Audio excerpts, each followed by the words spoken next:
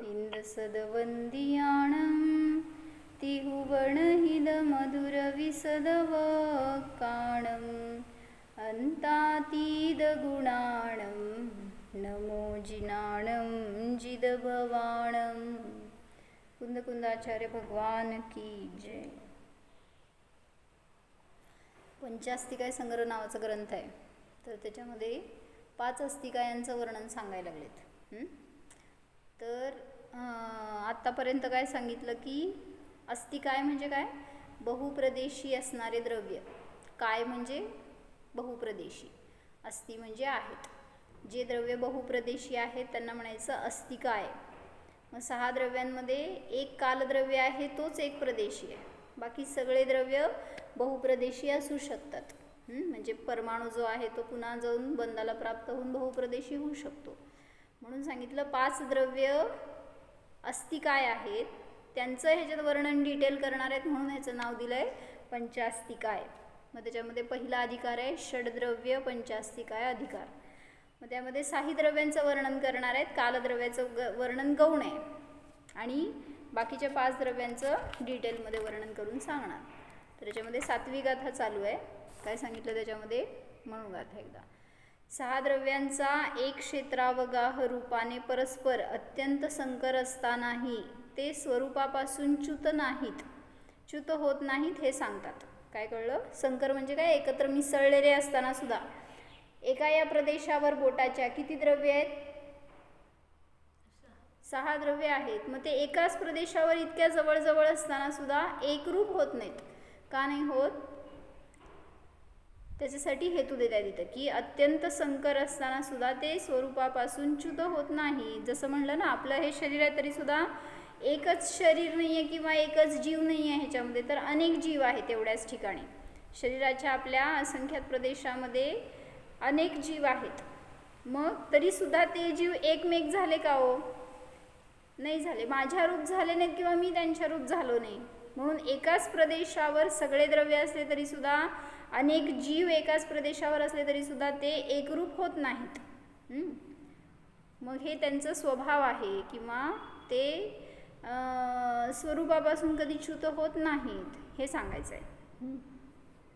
अन्नोन्नम पविसंता दिंता ओगास मण्णमण्णस मेलंता वियणिच्चम सगम स्वभावम न विजहंती।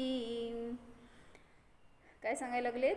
अन्नोन्नम पविसंता, अन्योन्य प्रवेश करत असताना, म्हणजे सगळे द्रव्य एक दुसऱ्यामध्ये प्रवेश करतात असं म्हटलं गेलं। प्रवेश करतात, ॲक्च्युली एका प्रदेशावर आहेत म्हणून, पण एकात जात नाही आहे। ते एकाच प्रदेशावर सगळे एकत्र परस्पर प्रवेश करतात। एकमेकांना ओगासम दिंता, अन्नम अन्नस ओगासम दिंता, अन्य अन्याला अवकाश देतात। म्हणजे जीव आहे तर जीवाच्याच ठिकाणी पुद्गल द्रव्य आहे, आकाश द्रव्य आहे, धर्मद्रव्य आहे, अधर्मद्रव्य आहे, कालद्रव्य आहे। मग एकाच जीवाच्या त्या प्रदेशावर 6 द्रव्यांना अवकाश दिलं ना त्यांनी, म्हणजे ॲक्च्युली जीवानीच दिलं असं नाही, पुद्गलांनी पण इतरांना अवकाश दिलं तिथंच। आकाश द्रव्यांनी तर दिलंच, त्याचं तर विशिष्ट अवगाहनत्व गुण आहे। कालद्रव्यांनी दिलं, अधर्मद्रव्यांनी सुद्धा दिलं। म्हणजे म्हणायचे की ते एकमेकांमध्ये प्रवेश करतात, एकमेकांना अवकाश देतात, तरी सुद्धा विरोध करत नाहीत। जसं प्रकाश आणि अंधकार एकमेकांचे विरोधी आहेत, प्रकाश असेल तर अंधार नसणार, अंधार असेल तर प्रकाश नसणार। तसं एकाच प्रदेशावर एक द्रव्य आहे तर ते दुसऱ्याला जागा नाही देणार किंवा विरोध करणार असं नाही आहे। सगळे द्रव्य एका प्रदेशावर असू शकतात। म्हणून म्हटलं एक ओगासम अन्नम अन्नस ओगासम दिंता, अन्य अन्याला प्रत्येक द्रव्य अवकाश देतं म्हणजे जागा देतं। मेलंतावी आणि चम, मिसळलेले दिसत आहेत नित्य, सगळे एक एक विशेषणं दाखवली। काय? अन्योन्य प्रवेश करतात, एकमेकांना अवकाश देतात, नित्य मिसळलेले असतात, तरी सुद्धा वी आहे ना, वी म्हणजे अपी, तरी सुद्धा सगम स्वभावम न विजहंती, कुठलंही द्रव्य स्वस्वभावाला सोडत नाही. प्रत्येक द्रव्य आपल्या आपल्या स्वभावरूप राहतं. जसं जीवद्रव्य आहे तर ते फार अनादी काळापासून पुद्गलाच्या सानिध्यात आहे, पुद्गलामध्ये राहतंय. मग थोडंसं पुद्गल झालं असेल होय. जीव अनादी काळापासून या शरीरामध्ये राहतोय. सगळ्या पुद्गलांमध्येच व्यापार जास्त आहे जीवाचा, पुद्गलाशी जास्त अटॅचमेंट आहे. मग थोडंसं पुद्गल रूप झालं जीव असं म्हणा. अनादी काळापासून बरोबर राहून राहून त्याच्यासारखं झालं असं म्हणायला काय बाधा आहे. रुपाली काय कळलं?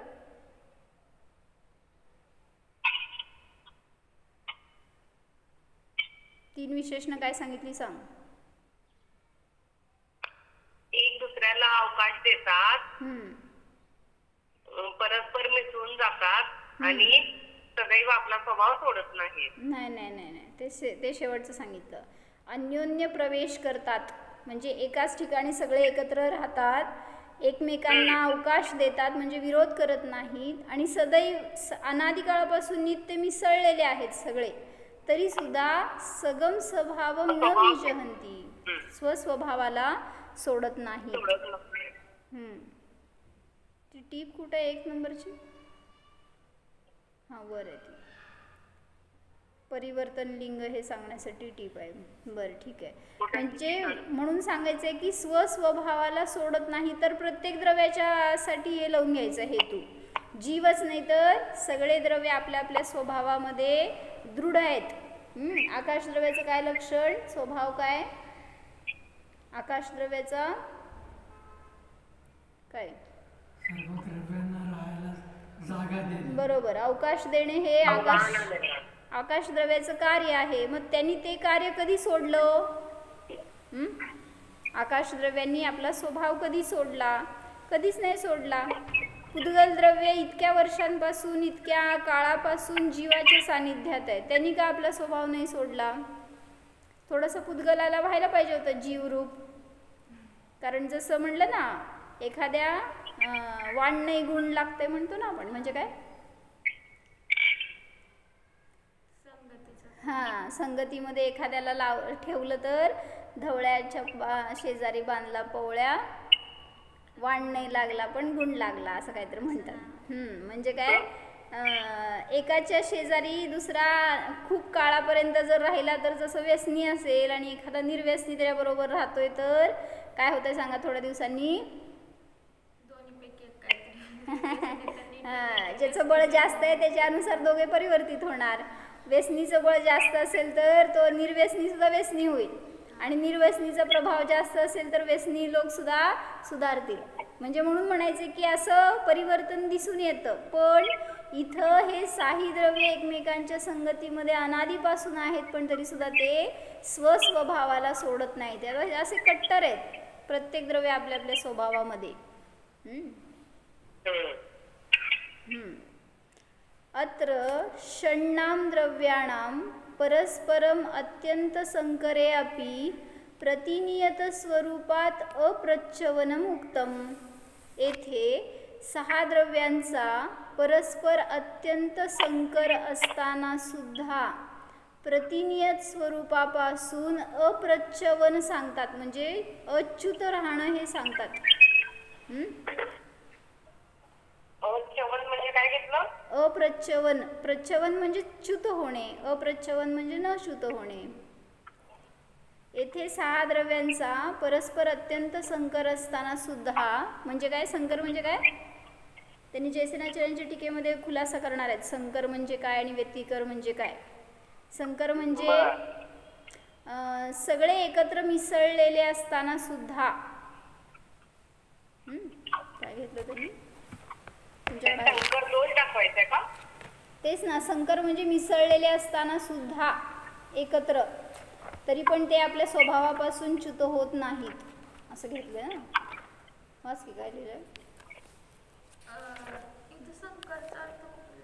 जरा असं पुढे. 1 नंबर टीप दिली आहे बघा त्यांनी. मिलन, परस्पर मिसळणे, मिसळणे. ह्यांनी चांगलं घेतलंय जयसेनाचार्यांनी, ते वाचते थांबी संस्कृतमध्ये. हा. मोठी टीका आहे ना संस्कृतच्या पानाची, त्याच्यावर बघ. आपापल्या निश्चित स्वभावापासून ढळत नाही.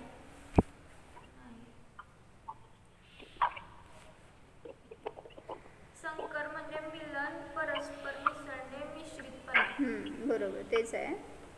पण इथं त्यांनी संस्कृतमध्ये व्याख्या घेतली आहे. सांगते एक मिनिट, बघायला तेच कुठं आहे. 15 पान नंबर आहे माझ्याकडे. 10 पानावर आहे ना, 10 पानावर आली. माझ्याकडे पण 10. 9-10 पानावर जी टीका आहे ना, त्याच्यामध्ये कुठेतरी आलंय.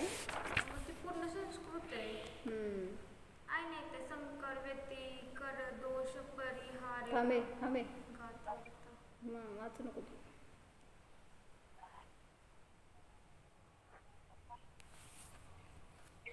वाचताना आपल्याला मिळेल. काय सांगितलं? संकर म्हणजे काय? सर्वेषाम युगपत प्राप्ती ही संकरः.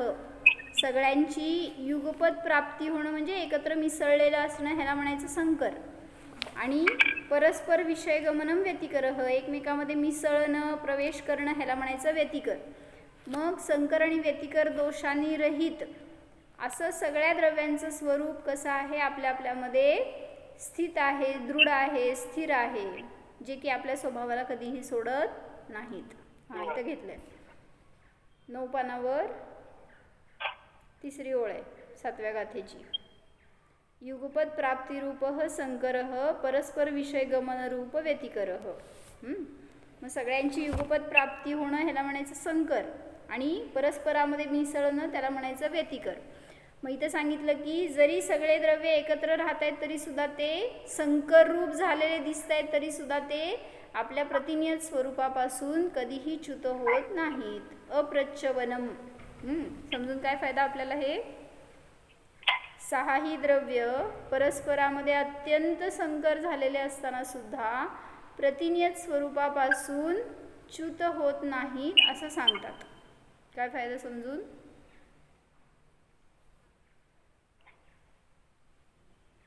म्हणजे आपल्या स्वभावापासून ढळत नाही, म्हणजे अस्थिर होत नाही. हो की, त्यांचं समजलं ते समजून मला काय फायदा? तुला काय फायदा?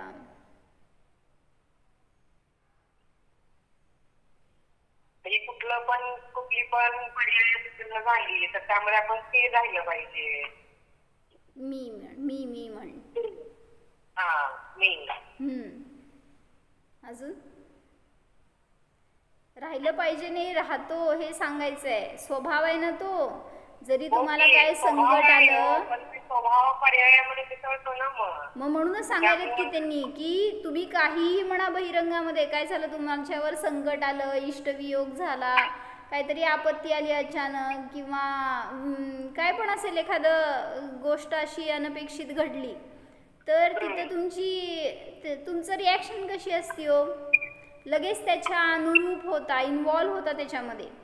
मग हे सांगायलेत की जरी दुःखरूप परिस्थिती असली तरी सुद्धा जीव स्वतःच्या स्वभावापासून अच्युतच असतो.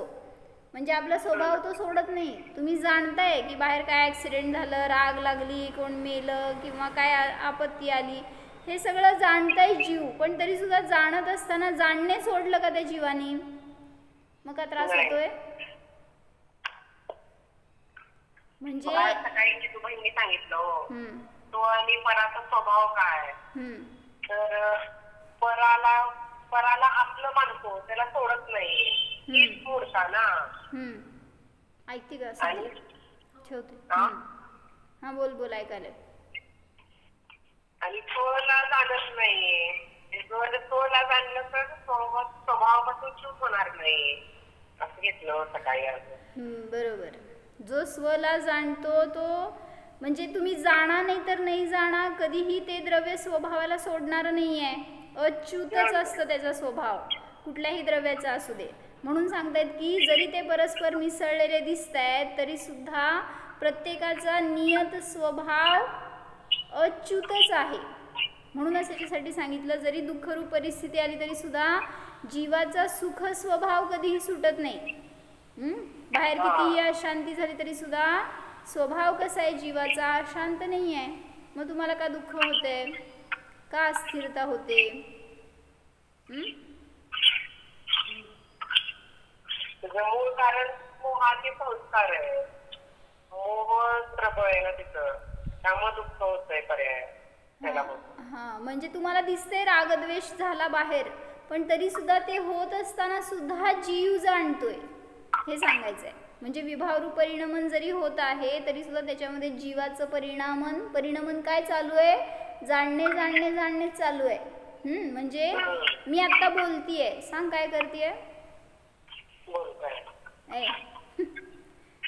स्वभावाला सोडत नाही हेच तर सांगायचंय ना. बोलतंय हे, तुम्हाला ऐकताय हे वाटतंय असं, पण जीव तर जाणतोय.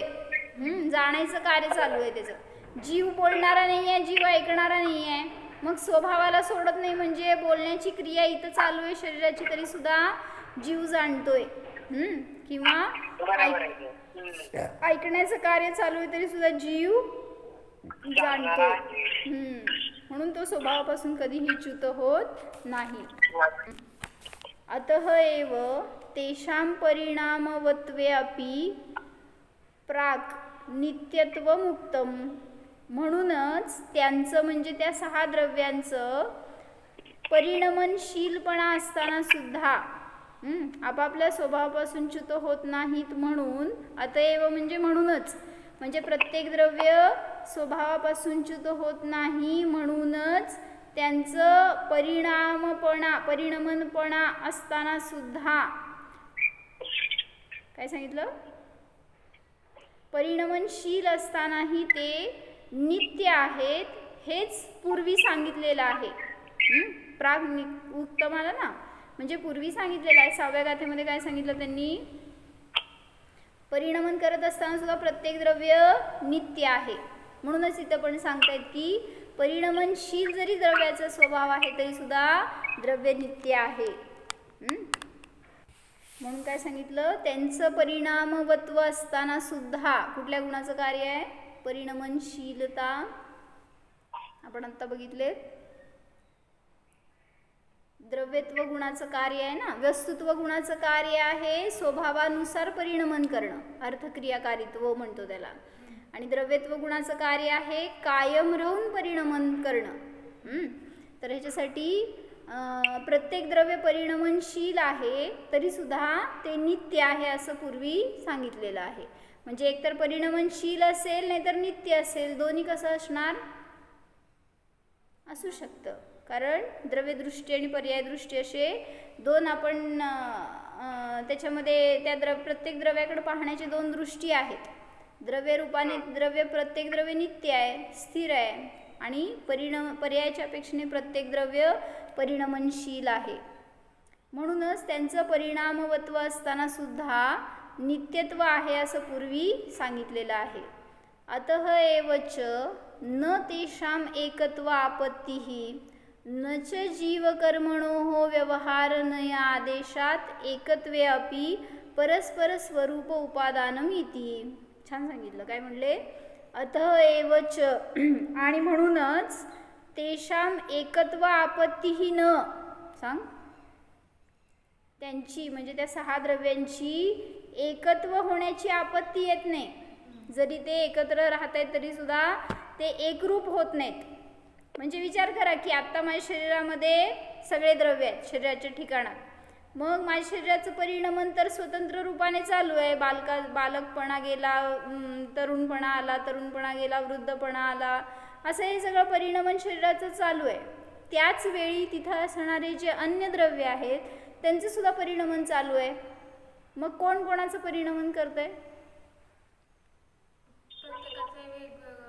हां, म्हणजे प्रत्येकाचं परिणमन स्वाधीन आहे, ज्याच्या त्याच्या अधीन आहे. पण मला वाटतंय काय, केस काळे पांढरे का झाले?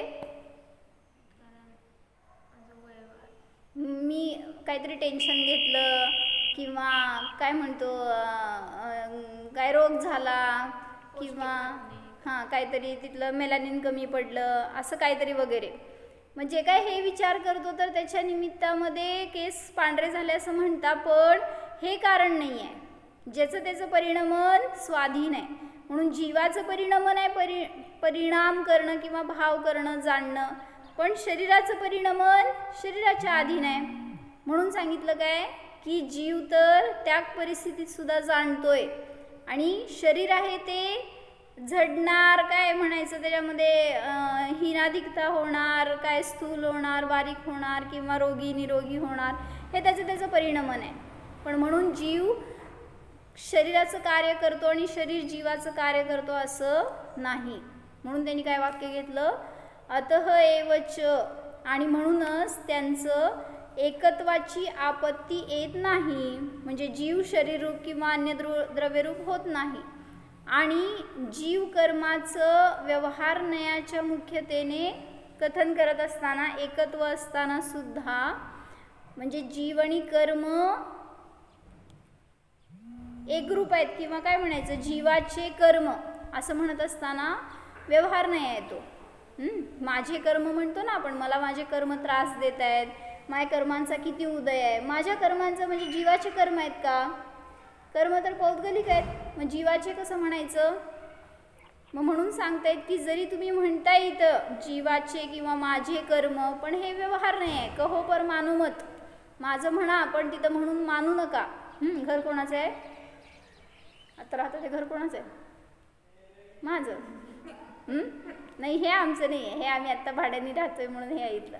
आमचं घर कुठं आहे? गावामध्ये. मग ते सुद्धा घर सांगतायत की तुमचं नाही. मग कुठलं घर आहे तुमचं? असंख्यात प्रदेश हे आपलं घर आहे, कारण तेच शाश्वत आपल्या जवळ राहतंय, त्याच्यामध्येच आपण राहतोय. बाहेर कुठल्या घरामध्ये आत्ता आहे, उद्या लग्न झाल्यावर कुठलं घर? जरी समजा ते पण घर मिळालं म्हणला, समजा इथं अकलूजमध्ये दुसरं घर मिळालं, ते घर म्हणता तुम्ही माझं, पण ते सुद्धा शाश्वत राहणार आहे का? समजा काय काम करायला म्हणून जॉब करायला दुसरीकडे गेला, तिथलं घर घेतलं, परत ट्रान्सफर झालं दुसरं घर, म्हणजे माझं असं कुठलं शाश्वत राहणार आहे का? मग त्याला म्हणायचं उपचार. त्या उपचाराने मी माझं म्हणतोय. मग कर्म असू देत, घर असू देत, परिग्रह असू देत, कोणी व्यक्ती असू देत, वस्तू असू देत, त्या सगळ्याला माझं म्हणतो. त्यावेळेस तिथं सगळा उपचार आहे, व्यवहार आहे. म्हणून जीव आणि कर्माचा व्यवहार नयाने एकत्व असताना सुद्धा परस्पर स्वरूप उपादानम न, काय सांगितलं? अतः एवच न तेषाम एकत्व आपत्तीहि न च जीव कर्मणोः व्यवहार नय आदेशात एकत्वे अपि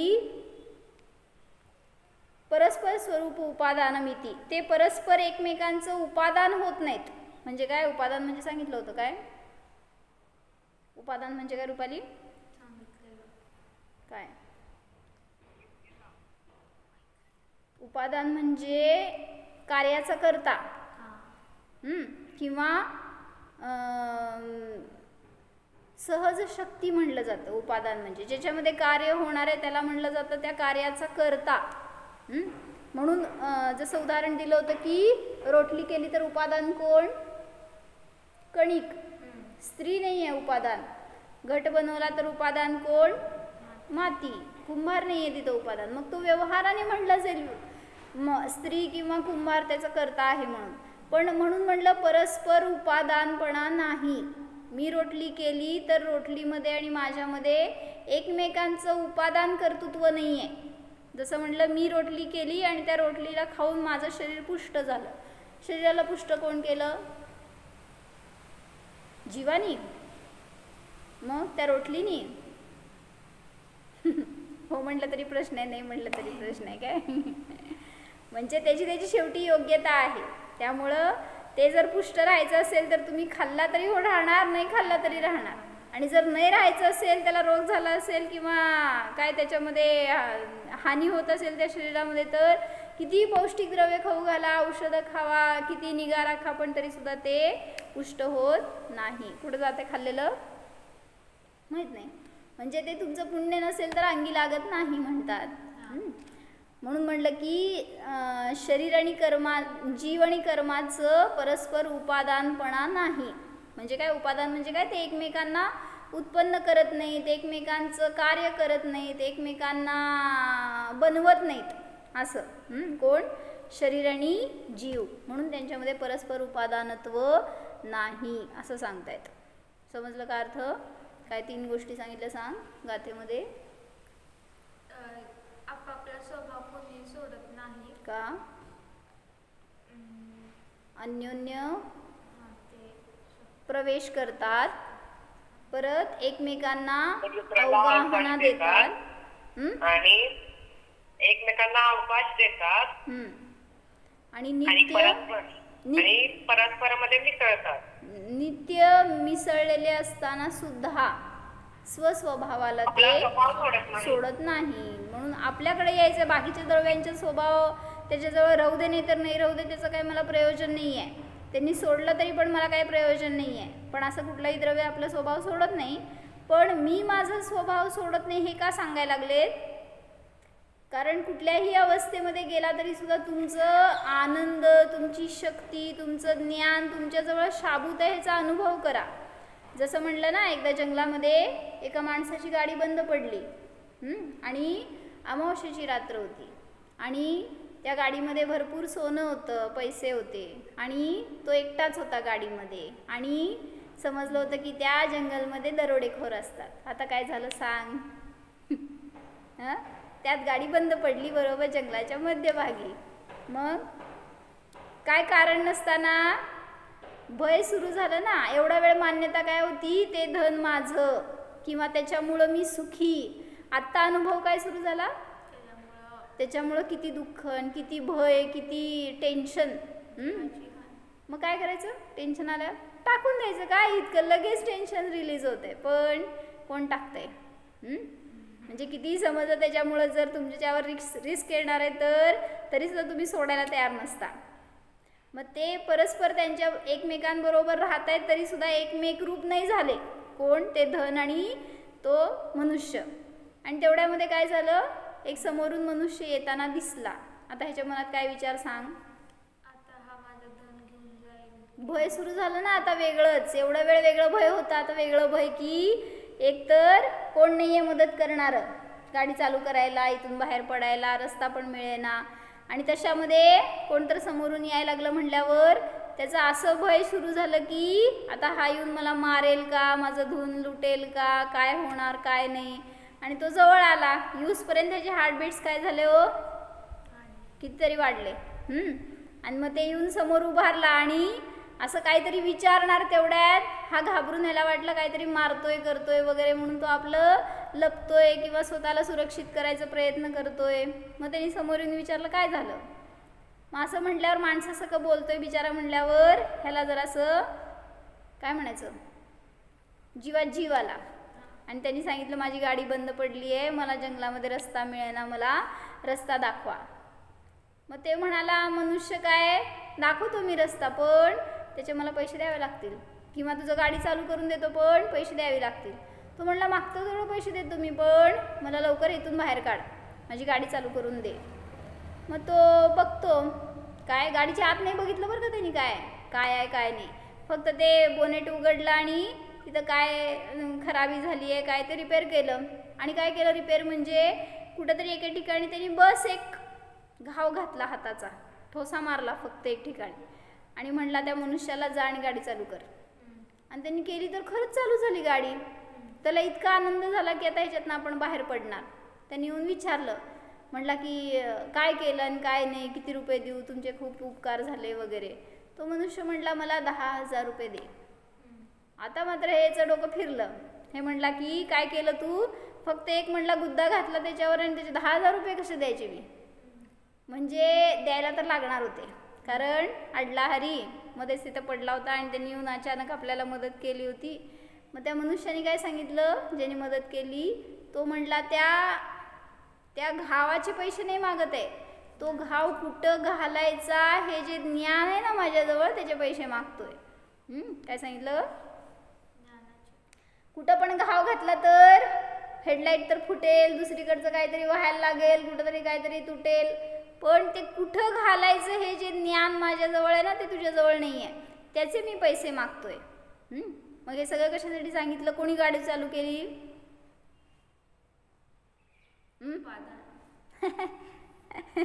बरोबर आहे, त्या गाडीचं उपादान तसं, त्यामुळं ती त्याचं कार्य करतीये. मग आपल्याला काय वाटतंय? मी त्याचं कार्य करतोय. किंवा ते धन जसं म्हणलं की सुख देत आहे असं वाटत होतं, तर सुखाचा करता ते धन.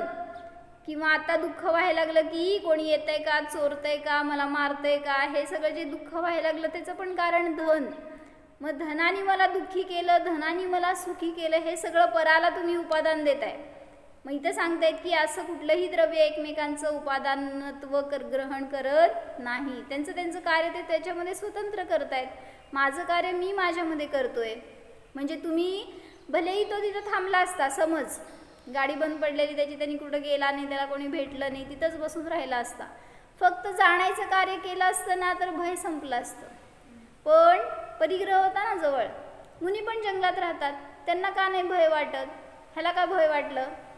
हिंस्र पशु तिथं पण आहे, त्यांच्यासारखंच आपलं पण शरीर आहे, तरी सुद्धा ते निर्भय. पण आपल्याला का भय? कारण आपण परिग्रही आहे, आपण मोही आहे, आपण या शरीराला मी मानलंय म्हणून भय वाटतं.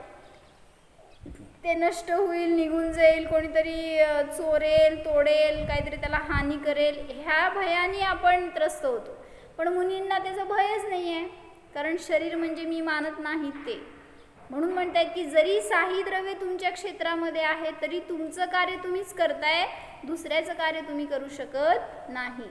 म्हणून पराचं कार्य करायला जाऊ नका, हे शिकवण द्यायला लागले. तुम्ही काय करायला जाता?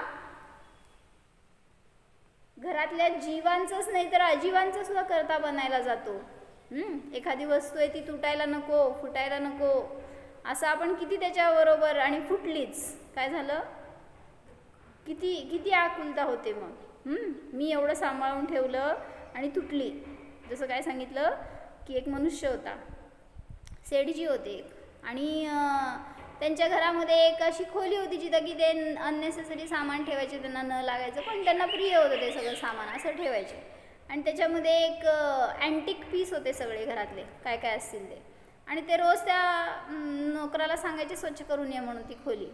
पण सांगायचे जबरदस्ती की काय म्हणतात, इन्स्ट्रक्शन असे स्ट्रिक्ट असायचे त्यांचे की एक पण वस्तू तुटायला नको, फुटायला नको, काय त्याच्यामध्ये हानी व्हायला नको त्याला, असं व्यवस्थित तिथं साफसफाई करून ये. मग तो रोज काळजीपूर्वक करायचा. आणि एक दिवस काय झालं, सेठजी कुठं तर गावाला गेले होते आणि जाऊन आल्यावर त्यांनी ती खोली उघडून दिली होती त्याला की आणि तू स्वच्छ कर म्हणून. आणि नेमकं तिथं ते स्वच्छ करत असताना तिथलं एक घड्याळ त्याकडनं पडलं आणि फुटलं. वॉल हँगिंग घड्याळ होतं आणि ते पडलं आणि फुटलं.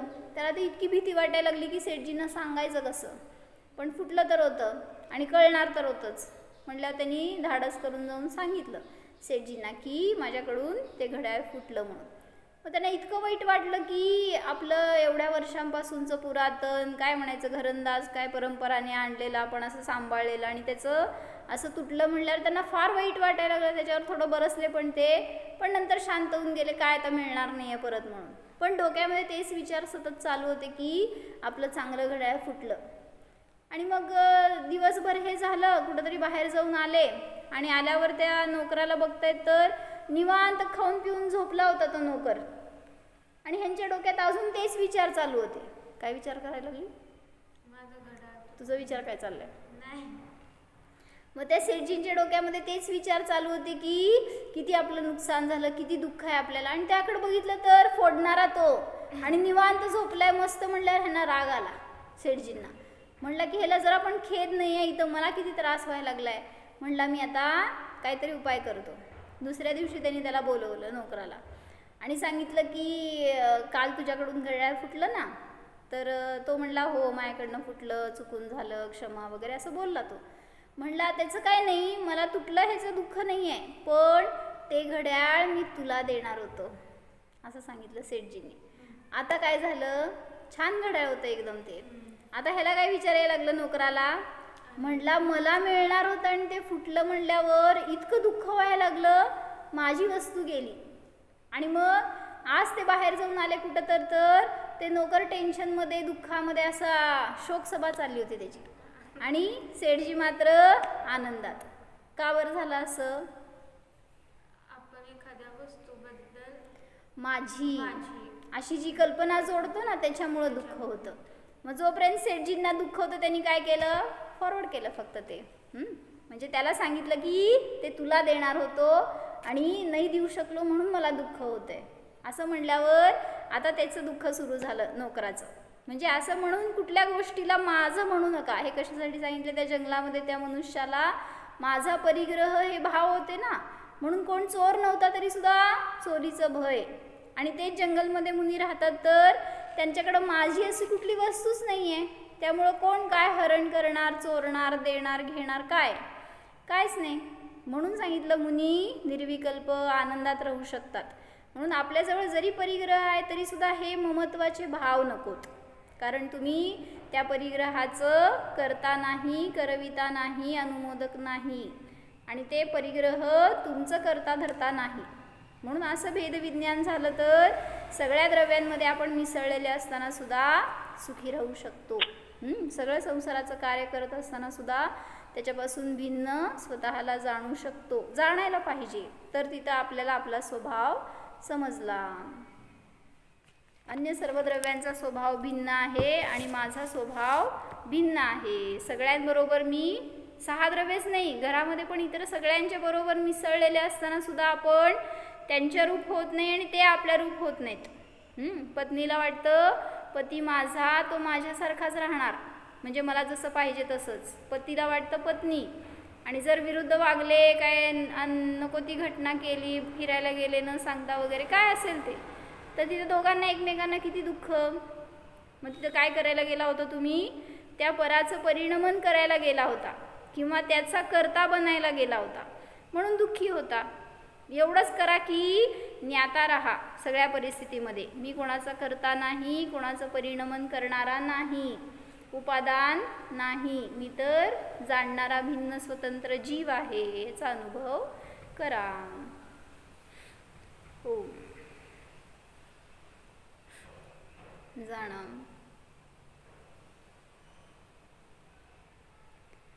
परस्पर मिसळलेल्या सर्व द्रव्यांपासून स्वतःचा जीव भिन्न जाणा. हा मी नित्य एकरूप न्यायक जीव आहे, पुद्गल रूप नाही, धर्म अधर्म द्रव्य रूप नाही, आकाश काल द्रव्य हे माझे स्वरूप नाहीतच. जीवाचे स्वस्वरूप जाणा. मी नित्य ज्ञानवाला, आनंदवाला आहे, अनंत शक्तिवाला आहे, पराचा करता नाही, भोगता नाही, अकर्ता स्वरूपोऽहम्, ज्ञाता मात्र स्वरूपोऽहम्. ओम